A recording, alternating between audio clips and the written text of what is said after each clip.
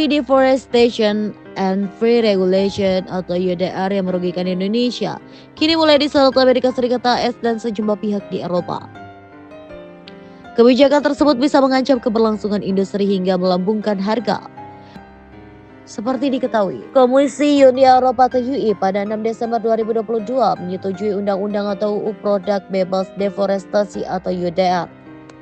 EU Deforestation Free Regulation atau UDR dinilai menjadi salah satu tantangan yang dapat merugikan komoditas perkebunan dan kehutanan di Indonesia, salah satunya kelapa sawit atau CPO.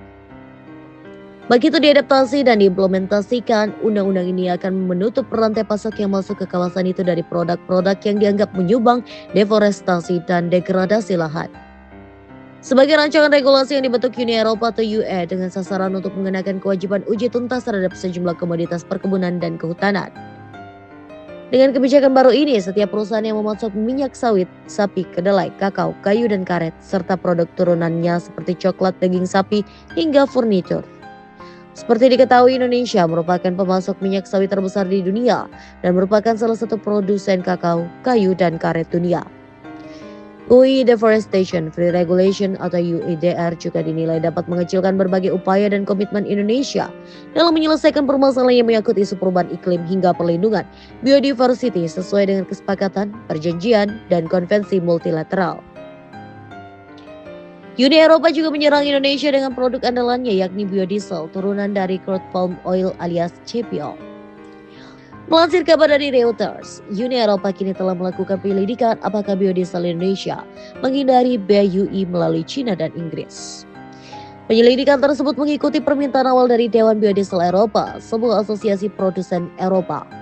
Bagaimana tidak, menjadi persoalan Uni Eropa ini merupakan tujuan terbesar ketiga Indonesia untuk produk minyak sawit. Ini pun menjadi pasar penting untuk biodiesel Indonesia yang dibuat dari minyak sawit. Menilik data Badan Pusat Statistik atau BPS melaporkan, volume ekspor biodiesel Indonesia mencapai 180,75 ribu ton dengan nilai total 191,99 juta US dollar. Indonesia bersama dengan Malaysia dan Uni Eropa juga telah sepakat untuk membentuk gugus tugas ADHOC atau ADHOC Joint Task Force on UEDR guna mengatasi berbagai hal terkait dengan pelaksanaan UEDR yang dihadapi Indonesia dan Malaysia. Gugus tugas tersebut juga dibentuk untuk mengidentifikasi solusi dan penyelesaian yang terbaik terkait implementasi UEDR.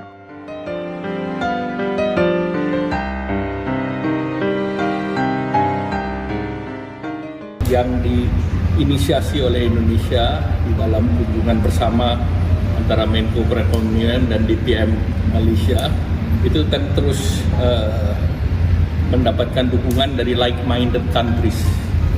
Nah, beberapa waktu yang lalu baik Republikan maupun Demokrat juga mempertanyakan UDR. Jadi like-minded country itu terinspirasi oleh apa yang dilakukan Indonesia dan Malaysia. Dilansir melalui mypalmoilpolice.com, kelompok bipartisan baik dari Partai Republik dan Demokrat juga telah menyoroti kebijakan UDR yang dianggap tidak adil bagi para petani yang akan memasuki pasar Eropa. Selain itu, penundaan implementasi atau perubahan regulasi UDR juga dinilai menjadi salah satu solusi yang dapat dilakukan untuk saat ini. Lebih lanjut, pernyataan keberatan terhadap kebijakan UDR juga sejalan dengan pandangan Menteri Pertanian UI. Selain itu, sebanyak 20 dari 27 menteri juga menyerukan untuk dilakukan penundaan UEDR pada pertemuan Dewan Agriculture Fisheries Council Configuration atau Agrifis yang telah diselenggarakan dalam waktu dekat ini. Kebijakan UDR yang juga telah mendapat sorotan dari New York Times dan Financial Times juga dinilai akan memberikan dampak berupa potensi masalah pada rantai pasokan yang berkelanjutan, harga, dan pilihan konsumen hingga dampak bagi petani dan negara pengekspor. Asosiasi Pertanian yang terkemuka di Uni Eropa, Copa-Cogeca, juga telah menyampaikan saran penundaan implementasi kebijakan UDR karena tidak memungkinkan untuk dilaksanakan karena waktu penyiapan kerangka kerja yang lebih memadai tidak dapat diselesaikan hingga batas waktu implementasi kebijakan UDR tersebut. Gelombang kekhawatiran juga diutarakan oleh berbagai negara-negara seperti India dan Brasil, serta sejumlah negara lainnya yang menyampaikan perhatian yang sangat serius mengenai tuntutan dari implementasi kebijakan UDR tersebut. Lantas, Mengapa sawit Indonesia dihubungkan dengan isu deforestasi? Deforestasi merupakan istilah terkenal jika membahas tentang hutan. Secara sederhana, deforestasi juga didefinisikan sebagai perubahan tutupan suatu wilayah dari berhutan menjadi tidak berhutan. Dari suatu wilayah yang sebelumnya memiliki bertajuk berupa hutan atau vegetasi pohon dengan kerapatan tertentu, menjadi bukan hutan atau bukan vegetasi pohon atau bahkan tidak bervegetasi.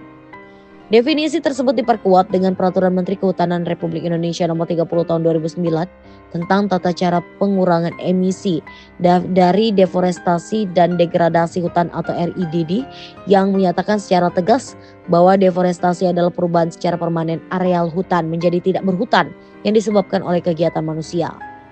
Eratnya kaitan sawit dengan isu deforestasi didukung dengan banyaknya penelitian hubungan antara ekspansi perkebunan sawit dan dampaknya terhadap deforestasi. Penelitian terkait deforestasi dari perkebunan skala besar di Indonesia telah banyak dilakukan. Yu et al. 2008, Koch dan Wilkoff 2008, Koch et al. 2011, Kelos et al. 2012, Maintenance et al. 2012, Obczynski et al. 2012, Gunarso et al. 2013, Lee et al. 2014, Tarigan et al. 2015, Wick et al. 2011 melaporkan bahwa dari 9,7 juta deforestasi yang terjadi selama kurun waktu 1997 hingga 2003, sebesar 27% atau 2,6 juta hektar telah diubah menjadi kelapa sawit. Tetapi besaran persentase ini diduga cenderung lebih rendah karena terdapat tutupan lahan lainnya yang telah dikonversi menjadi kelapa sawit seperti lahan terdegradasi dan perkebunan. Perluasan lahan perkebunan kelapa sawit pada akhirnya akan mengkonversi kawasan hutan khususnya pada lahan gambut sehingga akan menyebabkan degradasi lahan atau kerusakan lahan di mana lahan mengalami penurunan produktivitas. Pembakaran lahan pada saat deforestasi juga akan menyebabkan peningkatan emisi karbon yang berakibat meningkatnya intensitas efek gas rumah kaca pada atmosfer.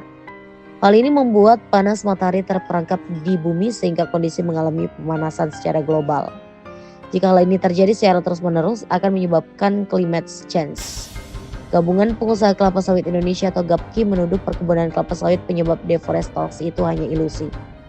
Mengutip dari catatan yang ditulis GAPKI pada websitenya, tuduhan deforestasi yang digaungkan Eropa kepada sawit Indonesia tidak tepat. Terlebih pemahaman definisi hutan yang Eropa pahami berbeda dengan yang ada di Indonesia. Di Indonesia sendiri menurut GAPKI didefinisikan sebagai suatu hamparan lahan yang didominasi perpohonan dan juga kawasan yang secara administrasi ditetapkan sebagai hutan. Sedangkan FAO yang diadopsi Eropa menyatakan hutan sebagai lahan dengan luas minimal 0,5 hektar dengan ketinggian minimal 5 meter dan membentuk kanopi lebih dari 10%. Oleh sebab itu, jika merujuk definisi hutan Eropa di mana tutupan lahan 10% masuk definisi hutan, di Indonesia tidak ada lahan yang tidak tertutup. Meski sudah berstatus APL, jika memenuhi kriteria definisi hutan FAO, ketika namanya diganti sawit Indonesia tetap dianggap deforestasi. Dari hasil penelitian yang dilakukan GAPKI ditemukan bahwa perubahan tutupan antara Indonesia dengan Malaysia ini tidak jauh berbeda. Malaysia karena telah memiliki kebun karet yang luas kemudian mengkonversikannya ke sawit yang tidak jauh berbeda dengan Indonesia yang juga melakukan konversi lahan yang sama. Selanjutnya pada studi lain yang dilakukan Eric Major dalam sebuah jurnal yang berjudul Oil Palm and Biodiversity juga menemukan fakta serupa. Hilangnya hutan hujan tropis bukan sepenuhnya akibat pengembangan industri kelapa sawit. Jurnal tersebut memperlihatkan antara tahun 1972 hingga 2015, hanya setengah dari perkebunan kelapa sawit dibuka di hutan, sedangkan setengahnya lagi menggantikan lahan pertanian, padang rumput, semak belukar, dan penggunaan lahan lainnya. Uni Eropa tidak melihat bahwa Indonesia telah melakukan moratoris perluasan lahan sawit yang mendorong efisiensi lahan sawit yang ada untuk meningkatkan produktivitas. Moratorium ini telah dilaksanakan sejak tahun 2011 dan terus diperpanjang hingga terakhir tertuang pada Inpres nomor 8 tahun 2018 tentang penundaan dan evaluasi perizinan serta peningkatan produktivitas perkebunan sawit yang ditekan Jokowi pada 19 September 2018. Meski demikian, perkebunan sawit tetap saja memunculkan dampak negatif. Untuk mengurangi dampak negatif industri kelapa sawit terhadap lingkungan, terdapat beberapa upaya yang dapat dilakukan sebagai mitigasi atau mengurangi emisi karbon. Di antaranya adalah melakukan evaluasi kesesuaian lahan, yaitu dengan mengidentifikasi karakteristik lahan gambut sebelum melakukan deforestasi untuk pembukaan lahan perkebunan. Selain itu juga dapat mengaplikasikan teknik zero burning, yaitu teknik pembukaan lahan tanpa melakukan pembakaran pada lahan. Tentunya untuk mengurangi dampak negatif yang ditimbulkan juga diperlukan dukungan kebijakan pemerintah. Salah satunya yaitu telah dikeluarkannya Permentan nomor 11 tahun 2015 tentang penerapan ISPO atau Indonesian Sustainable Palm Oil atau ISPO. Penerapan ISPO dimaksudkan untuk menjamin keberlanjutan perkebunan kelapa sawit melalui penerapan 7 prinsip dan kriteria. Pengelolaan lahan gambut dalam ISPO didukung dengan peraturan Permentan nomor 14 tahun 2009 dan Inpres nomor 10 tahun 2011.